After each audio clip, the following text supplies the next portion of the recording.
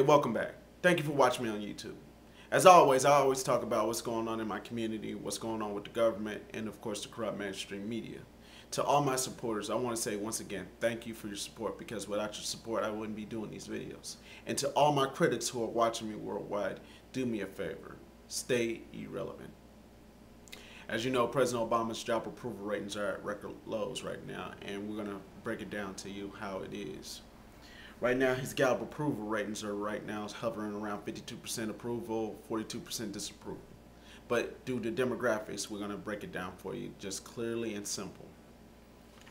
His support among black people is 92%. His support among Hispanic Latino people is around 69%.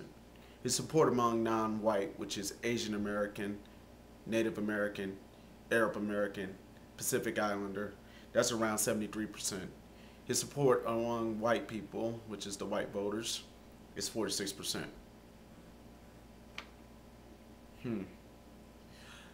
His support among his base. The Democrats support him 86% of the time. The Independents support him 46% of the time. And the Republicans support him 20% of the time. The political ideologies, 88% for the liberals, 62% for moderates, 28% for the conservatives. Overall, President Obama's second 100 days, C-. As you know, President Obama's dealing with the healthcare reform, and this is picking up steam. A lot of the people are not supporting President Obama on the public healthcare option, I guess, and many of the conservatives are really fumed up about President Obama not showing his birth certificate. At these town halls, we hear a lot of these angry protesters screaming at the Democratic lawmakers, telling them that they do not want socialized health care, they don't want socialism in America, and they want to see President Obama's birth certificate. This type of stuff is what's getting played on conservative talk radio, Fox News, and the Drudge Report. While the liberal media, which is MSNBC, CNN, and some of the newspapers, are downplaying all this as fringe radical right-wing extremism.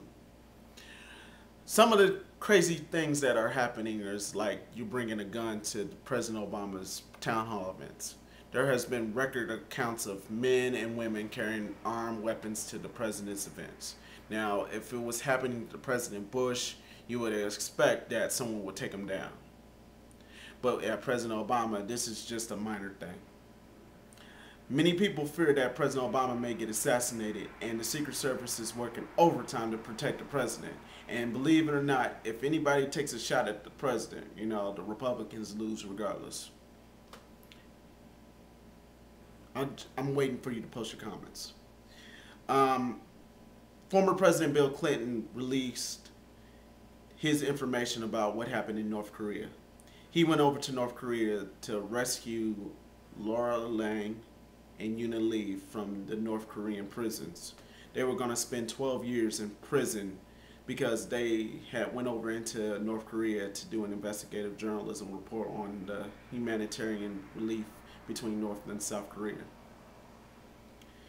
We got Sonia Sotomayor. She's now the Associate Justice of the Supreme Court.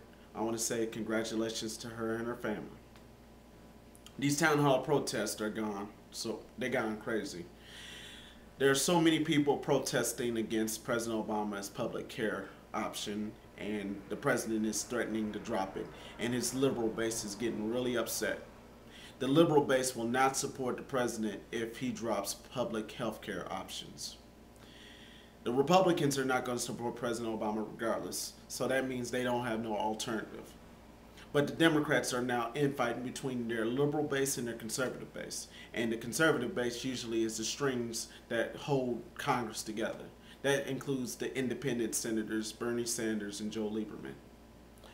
However, with all this power the Democrats have, they cannot get nothing accomplished because they're infighting. They can't work with their base, they can't work with their rivals, and they can't work with each other. So that shows you that they can't blame the Republicans for what's going to happen if they fail to get this healthcare reform passed. President Obama is gambling his whole entire term as president on this public healthcare reform. Unfortunately, for a lot of Americans, it's too late for all this nonsense. We have so much going on in our country. We got two wars. We got an economy that's floating between good and bad. We also got the stock market going back up, which is a good sign that the economy is out of the recession. But we're still not out of the woods because unemployment is at 9.4%. And with this ongoing rise of extremism from the right and conservative talk radio's ratings are going up, and as well as Fox News, it seems like President Obama is going to be in for a long 3.5 years to go. As the president tries to get people to support him, many people are not going to support this because they fear that their taxes may go up. I don't know much about what's going on with the healthcare reform because healthcare is one of those controversial issues where there's no left and right. It's a gray section. But however, as Americans, we need to stop with this negative name calling. Never in my day have seen so much insults hurled at one president. I mean, I thought it was horrible when they were going after President Bush, calling him fascist and calling him a Nazi and calling him dumb and all this other crap.